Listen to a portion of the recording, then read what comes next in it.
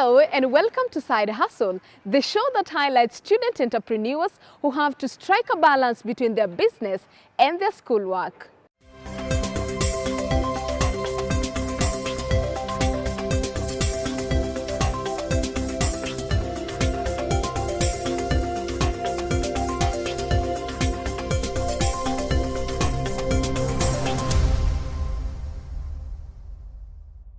Now, don't we just love the glam that comes about with Happy Feet? Our show today starts off with a student of communication and PR, Waitherero Wambua, who is the CEO of Blush Lounge. She talks to us how she gets to strike a balance between her schoolwork and her shoe business.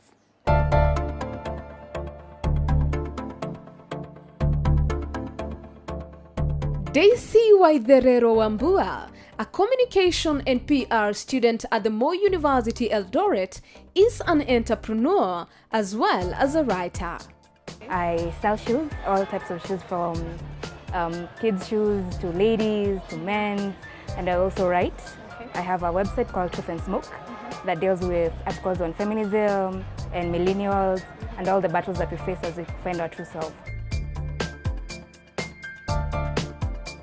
Daisy is the CEO of Blush Lounge. She tells us she decided to start her shoe business for her love for shoes and how she is fascinated about how heels make a woman feel. I decided on shoes because I'm passionate about it. I love heels. I love the way they make a woman feel, and I think they are a good resource. Her shoes collection ranging from children, ladies, as well as men's shoes. I am doing media actually. I'm doing communication and public relations at Moi University main campus. And I also sell shoes as a hustle. Oh, so you're selling shoes as a side hustle? Yeah, I do sell shoes as a side hustle. Okay, so for how long have you been doing it? 1 year and a couple of months. Daisy, who has been in the shoe business for a year and some months now, tells us where she gets her shoes from. I do get them locally as well because I feel like the Kenyan market has really expanded and we have so many things to offer to the Kenyan people. But I usually opt for Dubai imports because they have legitimate shoes as opposed to here. With Dubai being one of her source of shoes, she tells us the challenges that comes with.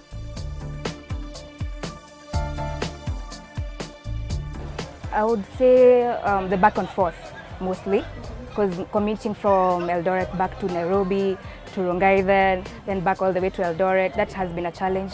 Also when I have clientele who wants some type of shoe and it's not with me at that moment and probably it's on this side, I have to accrue for the interest and actually pay up for the transportation fees to come to Eldoret so I can actually sell them.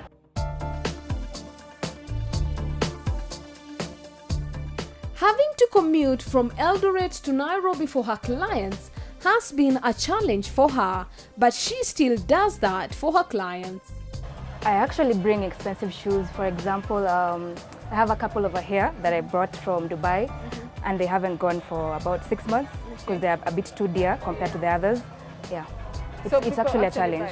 Yeah, people actually buy. I have the clientele who can actually afford them, but as for now, I'm still struggling. Daisy believes she is a risk taker, and before one starting a business, she says it is key for one to have a purpose that drives them. Yes, I would call myself a risk taker. Any type of business is a risk because you never really know whether it's going to pick up, whether you'll find the clientele, whether you'll have dead stock. It's always a risk. Daisy tells us what she thinks about the Kenyan market and her hope for the market's growth. I think it depends on the times. For example, when it comes to a time like this September, not many people buy shoes unless they are official shoes or shoes for kids for going back to school. So you would find that they won't go for the open shoes and they'll just opt for maybe the official ladies shoes or maybe the open shoes when it's sunny, but when it's raining, you have a hard time selling the open shoes. She definitely had a word for the fellow students with business ideas planning to venture into business.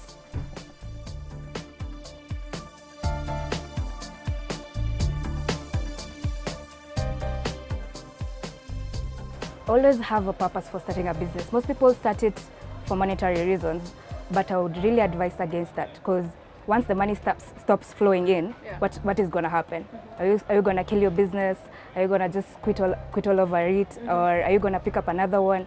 So always say, like, you have to find your drive before you even start a business. And if your drive is only money, you're going to get disappointed.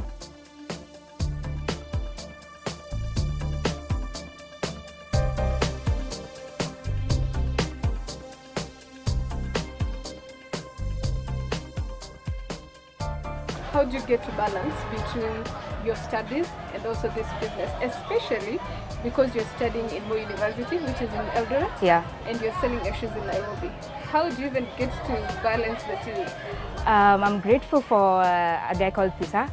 We've done a joint venture whereby I can actually leave shoes here, some of the heels that I purchase, and he'll sell them for me, and some of them I carry back to Moi and sell to the students.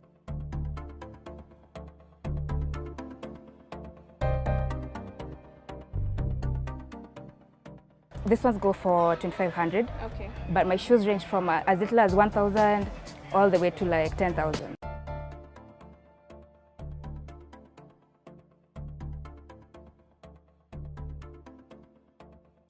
Do you think that we'll get to a point where actually other people can come and buy things that are coming from us? Like, for instance, you find people go from Tumba and not designs that have been made locally. Hopefully, maybe in the next 5 years, when we've started like appreciating like Kenyan designs and appreciating the whole craft and the whole like hassle of starting things from scratch, I think we can get there.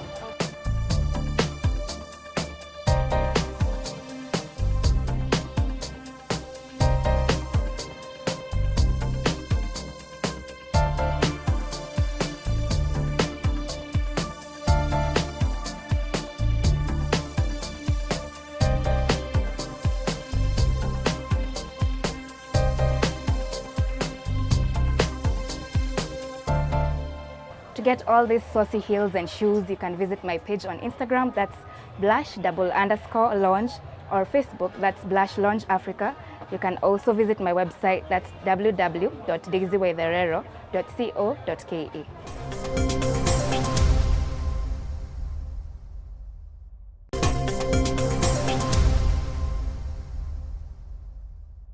On our second segment, we speak to James Baggio, an employee at Gilmark, who shows us how the machines they have been able to come up with work and just how it makes work easier.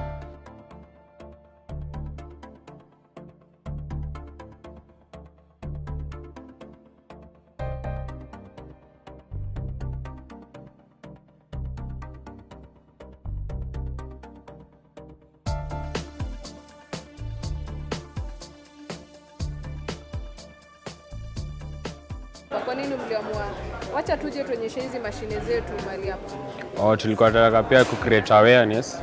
Kuna vitu zingine pia mzuri bado ziko kwa market. Kuna watu wengi bedhe bado hawajaziona, wanakuja bado hapa wanashangaa nini.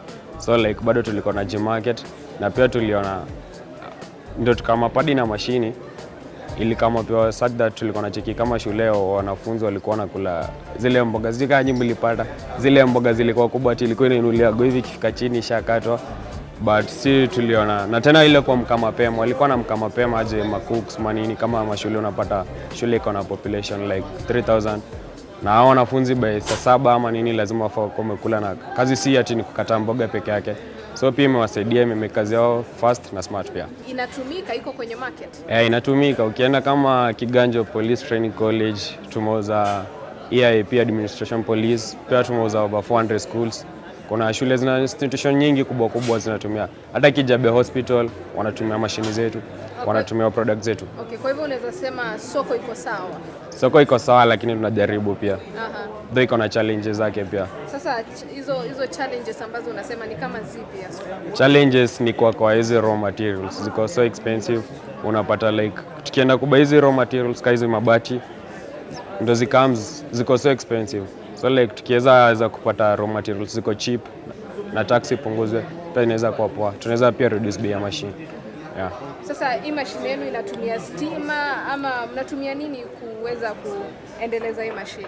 Ndio iposa ifanye kazi kisha mweke mboga ndio itengeneze mboga, inatumia nini? Ni electric. Okay. Yeah, it's electric. Tuliona kama unataka kumake kazi ya watu easier, usikuta watengenezea tena kitu kingine itakuja kwa make tiresome ama ita demand labor sana.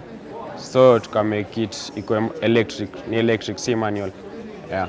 Na sasa mmeweza kuwa mmeathirika na ushuru na waadhiri kwa njia yoyote ile? Yeah, inatuadhiri like kwa hizi raw materials. Unajua hizi zitoki Kenya, unapata tunazi import pia. So like tax yake ikiweza kwa chini, pia na sisi pia inaweza kuwa to favor.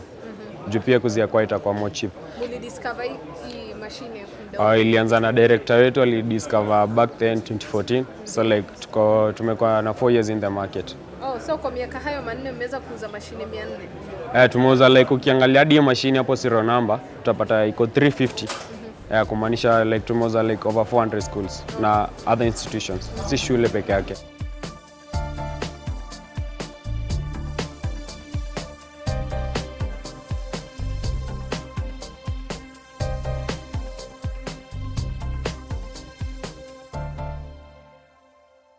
Let's have a look at what we have for you today on our opportunities segment.